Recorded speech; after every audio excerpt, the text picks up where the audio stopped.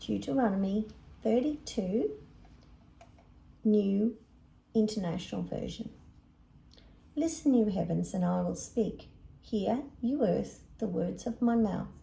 Let my teaching fall like rain, and my words descend like dew, like showers on new grass, like abundant rain on tender plants.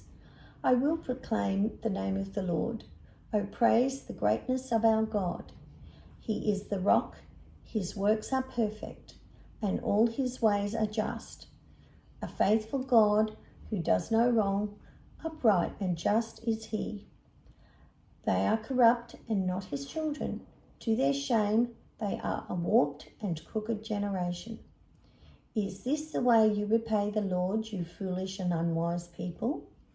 Is he not your Father, your Creator, who made you and formed you? Remember the days of old. Consider the generations long past. Ask your father, and he will tell you.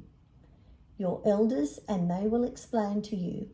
When the Most High gave the nations their inheritance, when he divided all mankind, he set up boundaries for the peoples according to the number of the sons of Israel.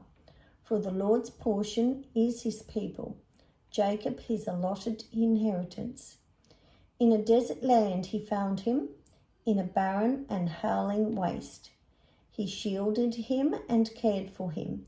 He guarded him as the apple of his eye, like an eagle that stirs up its nest and hovers over its young, that spreads its wings to catch them and carries them aloft. The Lord alone, he led him. No foreign god was with him. He made him ride on the heights of the land and fed him with the fruits of the field.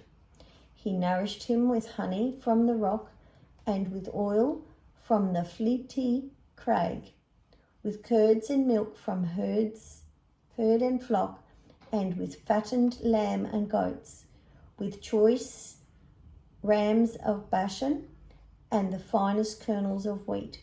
You drank the foaming blood of the grape. Jeshurun grew fat and kicked. Filled with food, they became heavy and sleek. They abandoned the God who made them and rejected the rock, their Saviour. They made him jealous with their foreign gods and angered him with their detestable idols. They sacrificed to false gods, which are not God, gods they had not known, gods that recently appeared, gods your ancestors did not fear. You deserted the rock who fathered you. You forgot the God who gave you birth.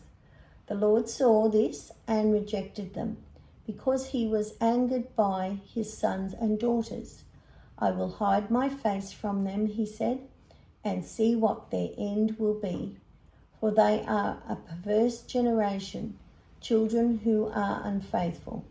They made me jealous by what is no God, and angered me with their worthless idols.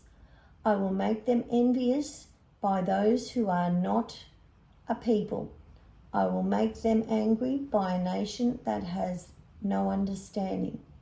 For a fire will be kindled by my wrath, one that burns down to the realm of the dead below. It will devour the earth and its harvests, and set afire the foundations of the mountains. I will heap calamities on them and spend my arrows against them. I will send wasting famine against them, consuming pestilence and deadly plague. I will send against them the fangs of wild beasts, the venom of vipers that glide in the dust. In the street, the sword will make them childless. In their homes, terror will reign.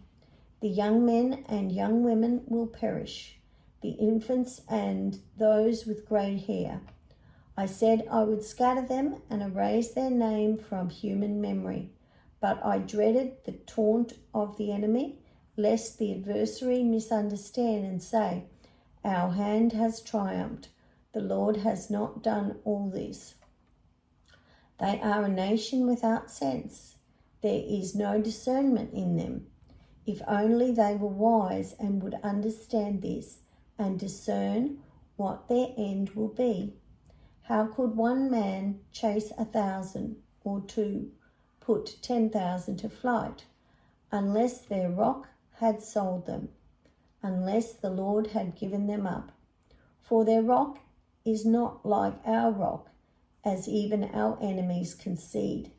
Their vine comes from the vine of Sodom and from the fields of Gomorrah. Their grapes are filled with poison and their clusters with bitterness. Their wine is a venom of serpents, the deadly poison of cobras.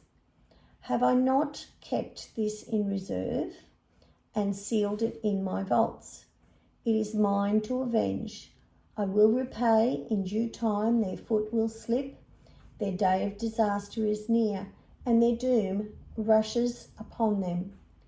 The Lord will vindicate his people and relent concerning his servants. When he sees their strength is gone and no one is left, slave or free, he will say, "Now where are their gods, the rock they took refuge in, the God who ate the fat of their sacrifices and drank the wine of their drink offerings? Let them rise up to help you. Let them give you shelter. See now that I myself am he. There is no God beside me. I put to death and I bring to life. I have wounded and I will heal, and no one can deliver out of my hand. I lift my hand to heaven and solemnly swear, as surely as I live forever, when I sharpen my flashing sword and my hand grasps it in judgment, I will take vengeance on my adversaries and repay those who hate me. I will make my arrows drunk with blood, while my sword devours flesh, the blood of the slain and the captives, the heads of the enemy leaders. Rejoice, you nations, with his people, for he will avenge the blood of his servants. He will take vengeance on his enemies and make atonement for his land and people. Moses came with Joshua, son of Nun, and spoke all the words of this song in the hearing of the people. When Moses finished reciting all these words to Israel, he said to them, "Take heart, all the words I have solemnly declared to you this day, so that you may command your children to obey carefully all the words of this law. They are not just idle words for you, they are your life. By them you will live long in the land you are crossing the Jordan to possess." On that same day, the Lord told Moses, "Go up into the Abarim range to Mount Nebo in Moab, across from Jericho, and view Canaan, the land I am giving the Israelites as their possession. There on the mountain that you have climbed you will die and be gathered to your people, just as your brother died on Mount Hor and was gathered to his people. This is because both of you broke faith with me in the presence of the Israelites at the waters of Meribah Kadesh in the desert of Zin, and because you did not uphold my holiness among the Israelites. Therefore, you will see the land only from a distance. You will not enter the land I am giving to the people of Israel."